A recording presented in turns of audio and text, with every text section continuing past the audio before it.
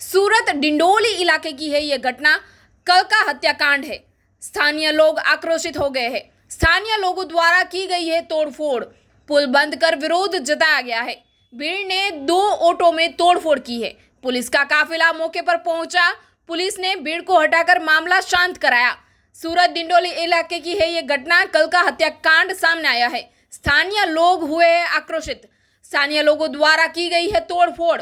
पुल बंद कर विरोध जताया गया। भीड़ ने 2 ऑटो में तोड़फोड़ की। पुलिस का काफिला मौके पर पहुंचा। पुलिस ने भीड़ को हटाकर मामला शांत कराया है।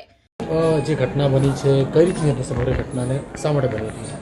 ગઈકાલે ડિંડોલીમાં હત્યાના બનાવ અનુસંધાને આજે સવારે એના પરિવારજનોના મૃતકના પરિવારજનોએ રસ્તો જામ કરવા પ્રયાસ કર્યો હતો, જે બાબતે પોલીસ તત્કાલ ત્યાં પહોંચી ગઈ હતી અને લોકોને હટાવવા પ્રયાસ કર્યો હતો.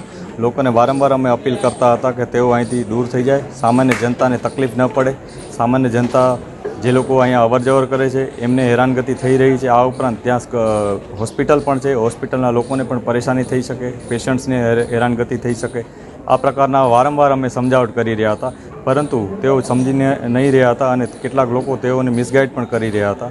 આ દરમિયાન જ્યારે મૃતકના પરિવારજનો ત્યાંથી હટવાની કોશિશ કરી હતી, તે દરમિયાન કેટલાક લોકોએ પોલીસ સાથે ઘર્ષણ કરવાનો પ્રયાસ કર્યો, જે બાબતે પોલીસે તત્કાલ કાર્યવાહી કરતાં મિનિમમ ફોર્સ યુઝ કરી અને લોકોને ત્યાંથી હટાવી દીધા હતા અને જનજીવનને કોઈ તકલીફ ન પડે એ મુજબ અમે આખો રસ્તો ક્લિયર કરી દીધો હતો અને લોકોને ત્યાંથી દૂર ભગાડી અને તેઓ ત્યાંથી જતા રહ્યા હતા. હાલની શું પરિસ્થિતિ છે? હાલ વિસ્તારમાં સંપૂર્ણ શાંતિ છે. જે મૃતક પરિવાર છે એ લોકો સાથે જ અમે છીએ, એ લોકોને વિસ્તારમાં અમે હાજર છીએ. એ લોકો કોઈ પણ જાતનો કાયદો હાથમાં ન લે એ માટે અમારે વારંવાર એમની અપીલ પણ છે અને તેઓ જે પણ એવિડન્સીસ આપે છે એના ઉપર અમે કાર્યવાહી કરવા પણ અમે એમને ખાતરી આપી છે.